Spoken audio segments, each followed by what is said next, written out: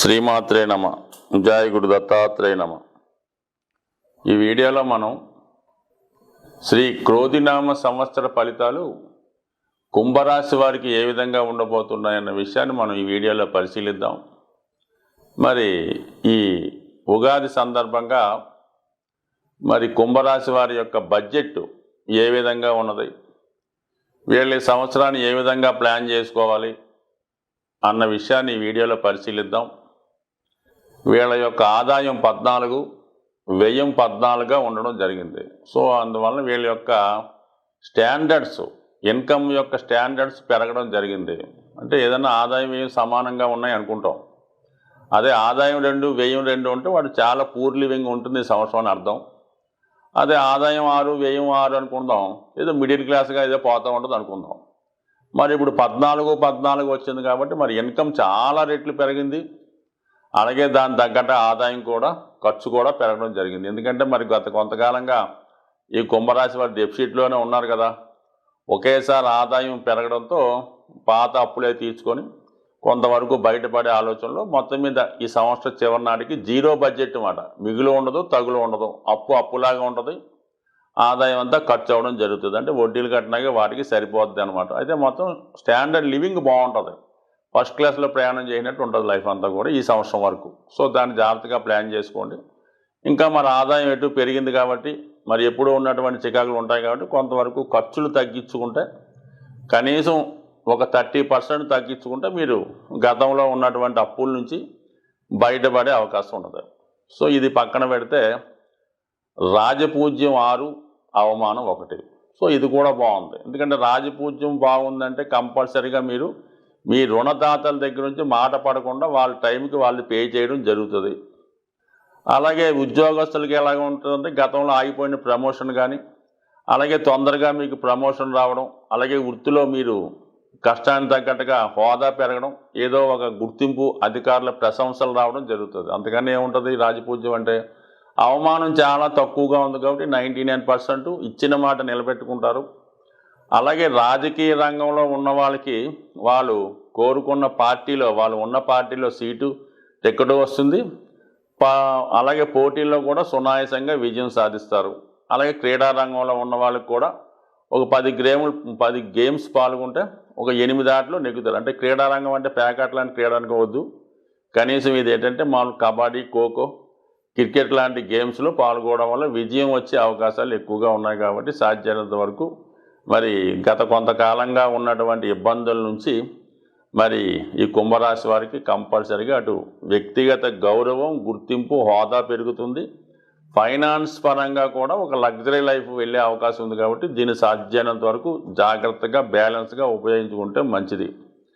అయితే మరి శని రాశి అందు ఈ సంవత్సరం అంతా ఉండడం జరుగుతుంది. అంటే మీ యొక్క ధర్మ త్రికోణాన్ని మరి శని పరిపాలిస్తారు కాబట్టి చాలా నిజాయితీగా ఉంటారు, క్రమశిక్షణతో ఉంటారు.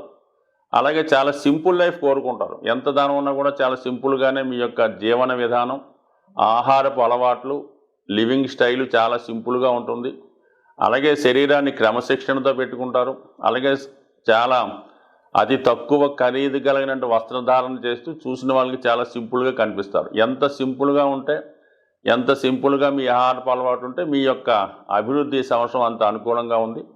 అలాగే సంతానం యొక్క విషయంలో వాళ్ళ యొక్క అభివృద్ధి మీకు గర్వకారణంగా ఉంటుంది. అలాగే వాళ్ళకి ఉద్యోగ ప్రయత్నాలు కానీ, వారికి వివాహ ప్రయత్నాలు కానీ జరిగే అవకాశం ఉంది. ముఖ్యంగా ఈ రాశిలో ఉన్నటువంటి స్త్రీలకి ఉపాధి అవకాశాలు వచ్చే అవకాశం ఉంది.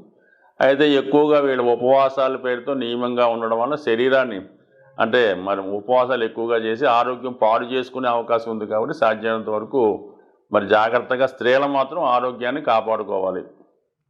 ఇక 3వ స్థానంలో సంచరిస్తున్నటువంటి గురు భగవానుడు మరి మనకి మే 1వ తారీఖు నుంచి 4వ స్థానమైనటువంటి వృషభ రాశిలోకి ప్రవేశిస్తాడు. అంటే ఇది మోక్ష త్రికోణాన్ని పరిపాలించడం జరుగుతుంది. సో ఈ కారణం వల్ల విద్యార్థులైతే కంపల్సరీగా మరి గృహాన్ని విడిచి హాస్టల్లో కానీ దూరంగా ఉండి చదువుకోవాల్సి వస్తుంది. అంటే ఇది ఈ సంవత్సరంలో ఎప్పుడన్నా జరగవచ్చు, మే 1వ తారీఖు నుంచి. అలాగే బాధ్యతలు విరమించి పెద్ద వయసులో ఉన్నవాళ్ళు ఏదన్నా పుణ్యక్షేత్రంలో కానీ, సో ఏదైనా షిరిడీ లాంటిది కానీ, పుట్టపర్తి లాంటి క్షేత్రంలో ఒక ఆశ్రమాన్ని గృహాన్ని తీసుకొని అక్కడ స్టే చేయవలసి ఉంటుంది. మరి కొంతమంది అయితే ఏదైనా ఒక కంఫర్టబుల్గా ఉన్నటువంటి ఓల్డేజ్ హోమ్లో చేరే అవకాశం కూడా ఈ సంవత్సరం కనబడుతుంది. మొత్తం మీద మాత్రం ఉన్న ప్లేస్ నుంచి వేరే ప్లేస్కి మారడం, అది ప్రశాంతంగా హాయిగా ఉండడం జరుగుతుంది. అలాగే శని భగవానుడు ఓకే.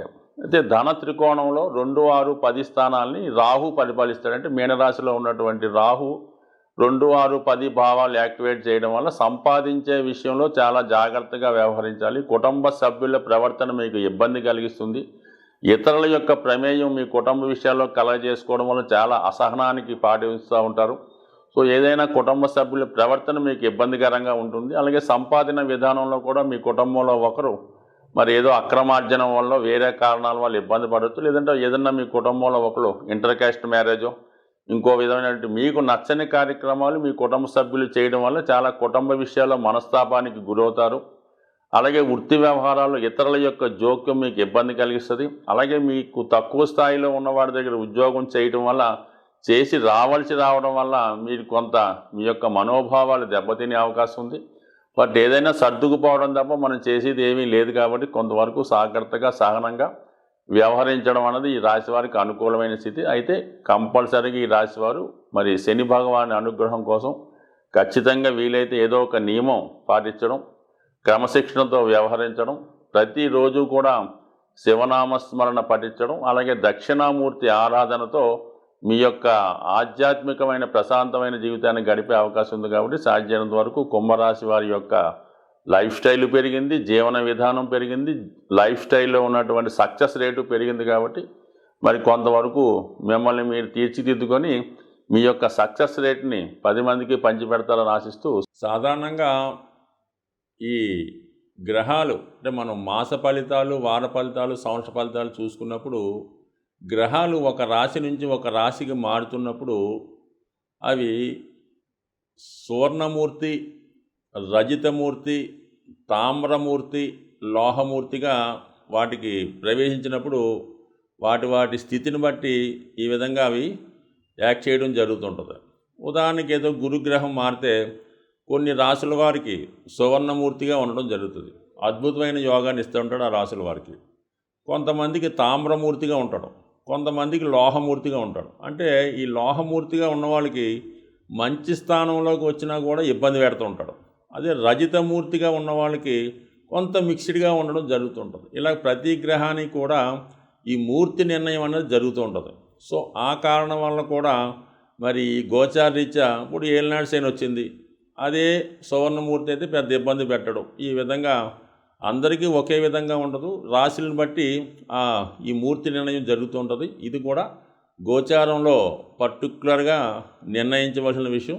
అది వ్యక్తిగతంగా మీరు పర్సనల్గా ఎవరైనా జ్యోతిష్కుని చూపించుకున్నప్పుడు ఆ గ్రహం ఏ భావంలోకి వస్తుంది, అది ఏ మూర్తిగా నిర్ణయించడం జరిగింది అన్న విషయం మీదే ఆ ఫలితం ఆధారపడి ఉంటుంది. అలాగే గ్రహాలు మారినప్పుడు కూడా అష్టక వర్గు అని ఒకటి ఏర్పడుతుంటుంది. అంటే ఒక్కొక్క గ్రహం కొన్ని బిందువులు ఇస్తూ ఒక సామూహికంగా ఒక అష్టక వర్గు ఏర్పడుతుంటుంది. సో ఈ అష్టక వర్గులో విడివిడిగాను అష్టవర్గం ఉంటుంది, అన్నిటికీ కలిపి ఒక అష్టవర్గం ఉంటుంది. సుమారుగా శని మీ జాతకంలో ఒక 7 గ్రహాలు ఉన్న రాశి మీద, శని 7 బిందువులు ఇచ్చినటువంటి రాశి మీద సంచరించినప్పుడు అది ఏ భావమైనా అద్భుతమైన ఫలితాలు ఇవ్వడం జరుగుతుంది. అది 11లోకి వచ్చినా కూడా శని భగవానుడు 0 బిందువుల మీద ప్రయాణిస్తుంటే ఎట్టి పరిస్థితుల్లో కూడా మీకు ఉపయోగించడం చాలా ఇబ్బంది పెడుతుంటాడు. అందువల్ల ఈ అష్టవర్గంలో బిందువులు, ఈ మూర్తి నిర్ణయం రెండూ కూడా ఈ జ్యోతిష విధానంలో చాలా ఇంపార్టెంట్ అయినవి. ముఖ్యంగా గోచార సంబంధించిన విషయాల్లో ఈ 2 విషయాలు, అంటే ఒకటి ఈ మూర్తి నిర్ణయం, 2 ఈ అష్టకవర్గ బిందువులు పూర్తిగా పరిశీలించిన తర్వాత మాత్రమే ఆ గ్రహం ఇచ్చే ఫలితాన్ని నిర్ణయిస్తే ఇంకా అనుకూలమైనటువంటి అక్యురేట్ ఫలితాలు మీరు పొందగలిగే అవకాశం ఉంటుంది. ఇది ఎక్కువగా ఈ ఉత్తరాది రాష్ట్రాల్లోనూ తమిళనాడులో కూడా ఈ సిస్టాన్ని అమలు చేస్తూ ఉంటారు. సో మరి తీరుకున్న వాళ్ళు జ్యోతిష్కులు కూడా పరిశీలించవచ్చు. అలాగే జ్యోతిష్ అభిమానులు కూడా ఈ విషయాన్ని దృష్టిలో పెట్టుకొని మీరు జ్యోతిష్కుని సంప్రదించినప్పుడు ఈ విషయాన్ని కూడా తెలుసుకుంటే మీకు ప్రతి సంవత్సరం మీరు జన్మ జాతకంలో ఈ అష్టక వర్గు సీట్ ఒకటి ఉంటుంది అన్నమాట. రవికి ప్రత్యేకంగా, శనికి ప్రత్యేకంగా ఉంటుంది, అన్నీ కలిపి ఒకటి ఉంటుంది. అది తీసుకోవడం వలన మీకు మీరే రవి మారినప్పుడు ఎన్ని బిందువుల మీదకి వచ్చాడు, రవి 6 బిందువుల మీదకి వచ్చాడు, ఈ నెలంతా 100% బాగుంటుంది. రవి 4 బిందువులు వచ్చాడు, యావరేజ్గా ఉంటుంది. రవి 0 బిందువు మీదకి వచ్చాడు, చాలా దరిద్రంగా ఉంటుంది. సో ఈ విషయాన్ని కూడా మీరు గమనించి నిర్ణయించుకుంటే మీరు ఖచ్చితమైన ఫలితాలు పొందుతారు. జ్యోతిష్యం మీద నమ్మకం కూడా పెరిగే అవకాశం ఉంటుంది. స్వస్తి.